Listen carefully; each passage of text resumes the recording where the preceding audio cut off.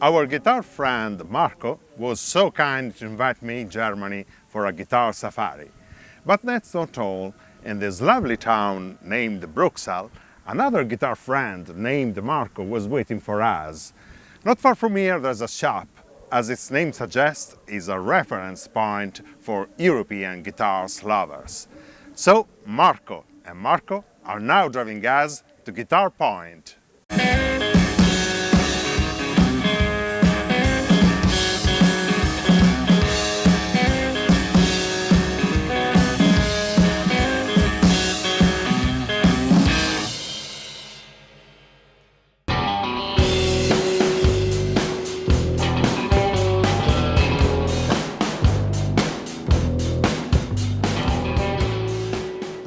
Maintal, about 15 kilometers from Frankfurt, home base of Guitarpoint.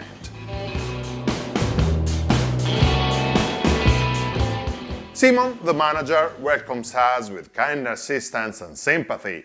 He promptly points out that at the moment the stock is temporarily limited due to a period of exceptional sales. Yet the exposition is so impressive that it makes it hard for me to pick something special to show you. My eyes fall on an entire wall dedicated to vintage Gretsch guitars, a good chance to brush up their history. Guitarpoint is about 100 kilometers north of Mannheim. In 1873, it was the hometown of a boy named Friedrich Gretsch. Until aged 17, he moved to New York City.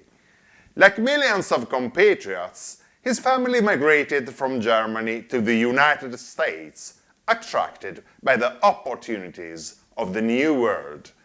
In 1883, Friedrich started a little tambourine shop in Brooklyn, which would evolve into the Gretsch Company, one of America's oldest manufacturers of musical instruments.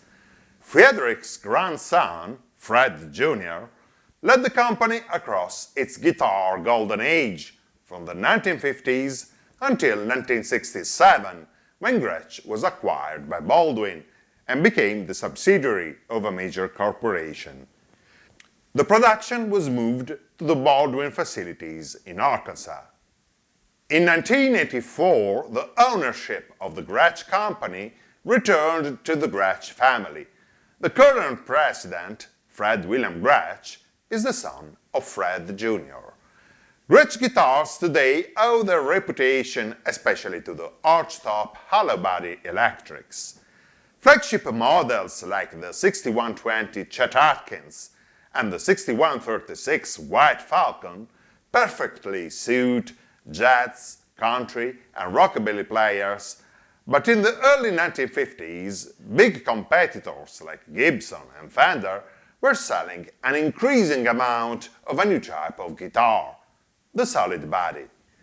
Fred Gretsch Jr. was not keen on the concept of solid body guitar.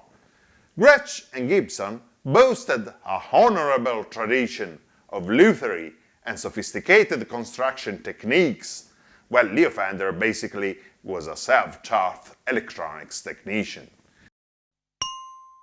Fred Jr. confessed to his friend Ted McCarthy, Gibson chief of the time, anybody with a bandsaw and a router can make a solid body guitar. He basically didn't see the point in solid bodies and thought they would be a low-grade product for a renowned manufacturer like Gretsch. Nevertheless, to keep up with the competition, Gretsch in late 1953 decided to finally dive into the new market of solid bodies and launched the Duo-Jet model. Although its body was reminiscent of the Les Paul in shape and size, the Duo-Jet was not properly a solid body. It actually had a body that we would rather refer to as chambered or semi-solid. Clearly, Gretsch could not accept the idea of simply grabbing a solid slab of wood and chip it up with a bandsaw and a router. The company did not conform to an actual solid body construction technique until the early 1960s. The Duojet's body was not fully solid inside.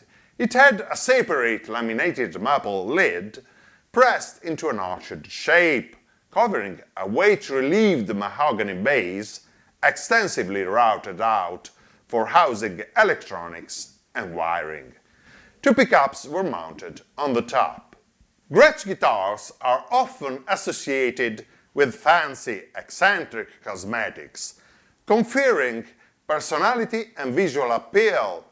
The early solid bodies, with their captivating look, were no exception.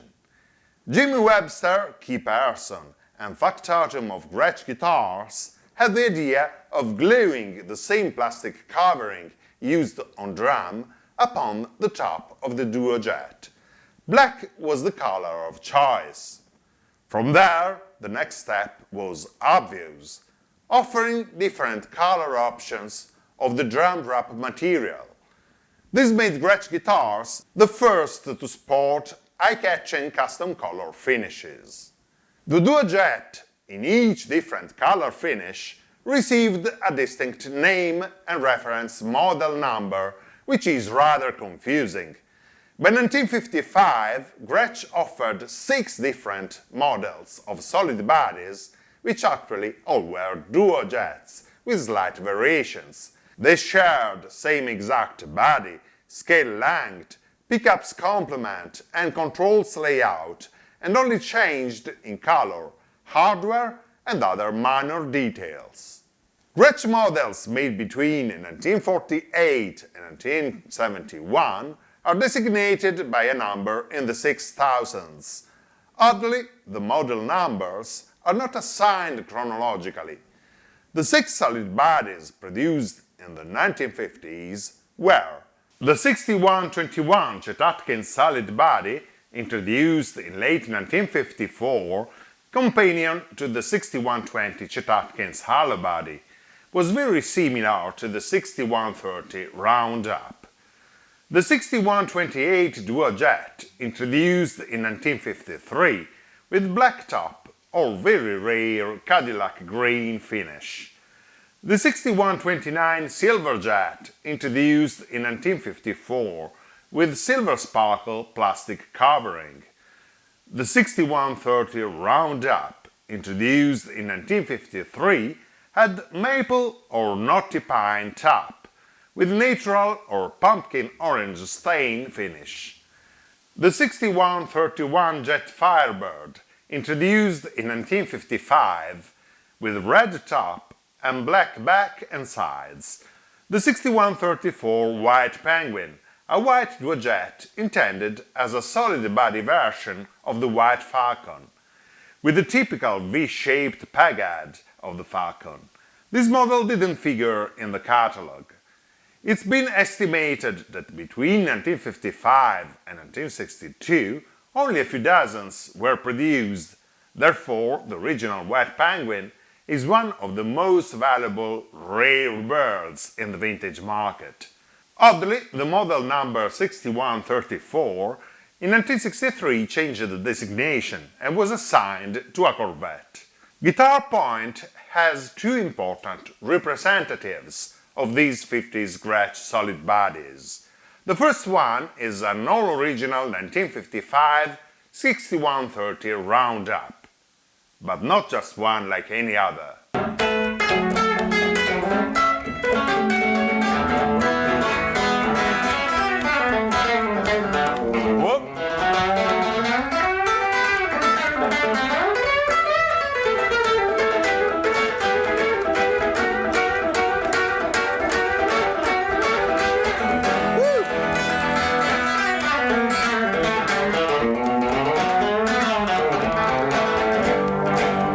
As documented by this TV appearance of the Stray Cats, this guitar belonged for many years to the arsenal of rockabilly legend Brian Setzer. Widely recognized as one of the greatest guitar players around, Setzer in 1992 became Gretsch's major guitar endorser. This vintage roundup still figures in his official website. Honestly, I never cared about Rockstar-owned guitars, but I must confess that putting my fingers on this fingerboard gave me a thrill.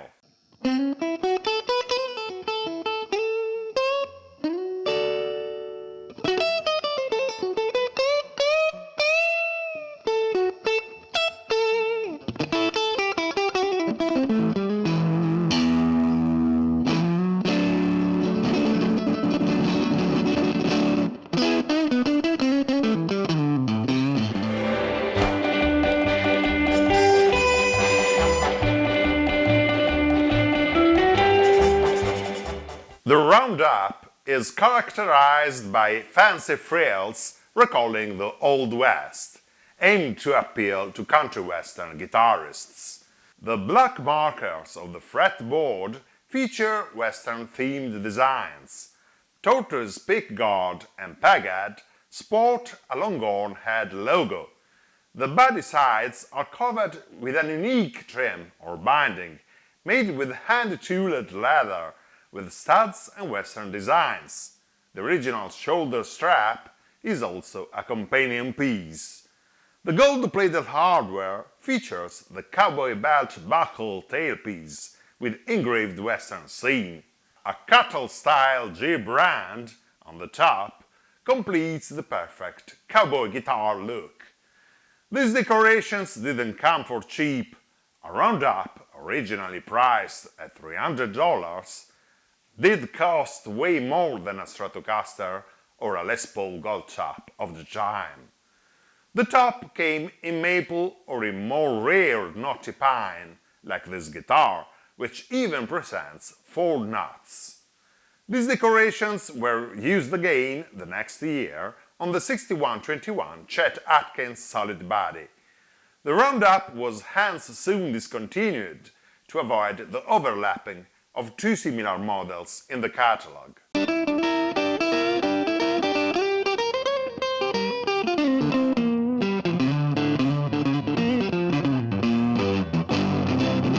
The second 50s Gretsch solid body on display at Guitarpoint is a more sober 1956 6128 Duojet. Old Gretsch binding materials and glues tend to deteriorate with age, leading, in quite a few cases, to problems with neck joints. It was factory policy to simply reinstall a new neck when guitars were returned for warranty repairs. This is an example. A new neck has been officially installed at the factory around 1959. In fact, it has the typical features introduced in the late 50s, such as thumbnail or half-moon fingerboard inlays and 0 fret.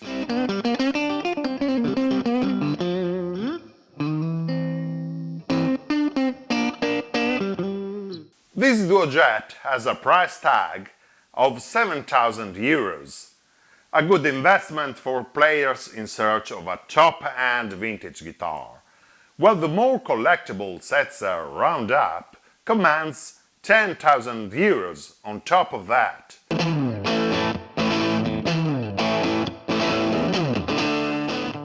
That Gretsch sound is the catchphrase of the brand for many years, but how is that sound?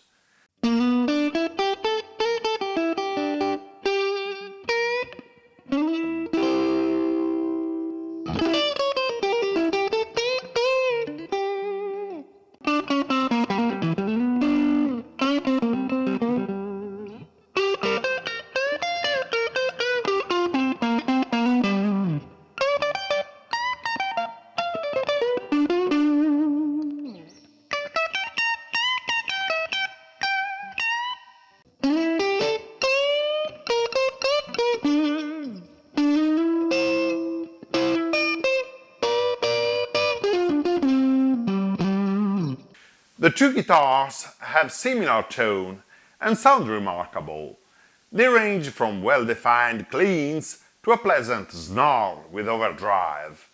The chambered body pays a tribute to attack and sustain, especially with single notes or solos, but accounts to the typical twang of these instruments.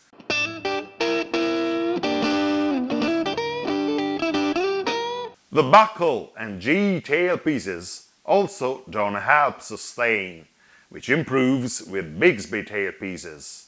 The 2D Hammond Dynasonic pickups can push the amplifier into tube overdrive.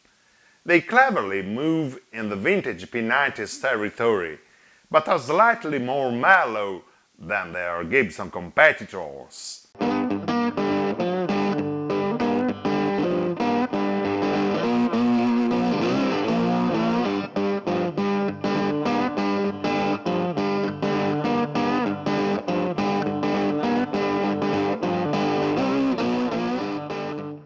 The controls consist of 4 knobs, a master tone, 2 pickups volumes, and a separate master volume.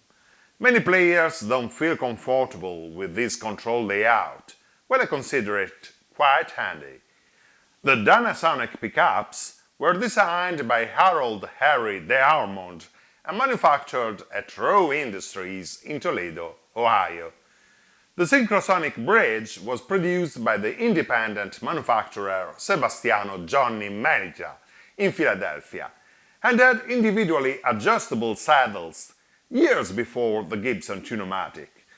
In late 1957, Gretsch decided to limit the use of third-party components and adopted the Space Roller bridge and the Filtertron humbuckers, all made in-house, exclusively for Gretsch guitars. Insourcing parts would be also cost-effective and ensured consistent supplies. In 1958, the controls configuration was also changed to 3 knobs, and in 1961, the jet's body shape went from single cutaway to double cut, less prestigious and sought after. Bo Diddley sports a jet Firebird in some pictures and album covers from the 50s, before he moved to his Jupiter Thunderbird or settled on his iconic rectangular Gretsch.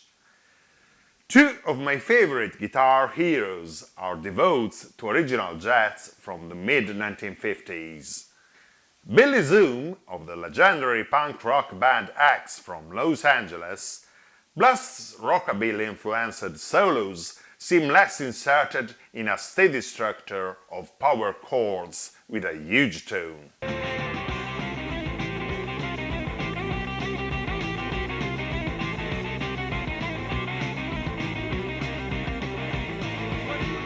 In 2008, the Gretsch Custom Shop paid him a tribute, releasing a limited run of reproductions of his fabulous 1955 6129 Silver Jet, built by Master Luther Steven Stern. My bandmate Livia years ago introduced me to the Big Lazy, a terrific 3-piece combo from New York City.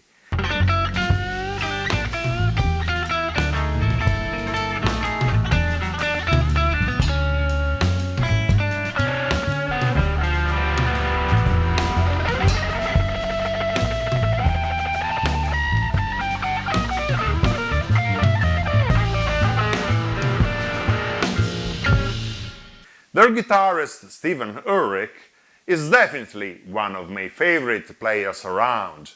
He gets unbelievable tones out of his faithful 1955 6128 Duo Jet. In the next episode, I'm staying in Germany with the invaluable help of Marco and Guitarpoint. I'm showing you some really great guitars. So make sure you subscribe to the BTR channel and click the bell to follow what's next. Please feel free to join our Facebook group and follow us on Instagram.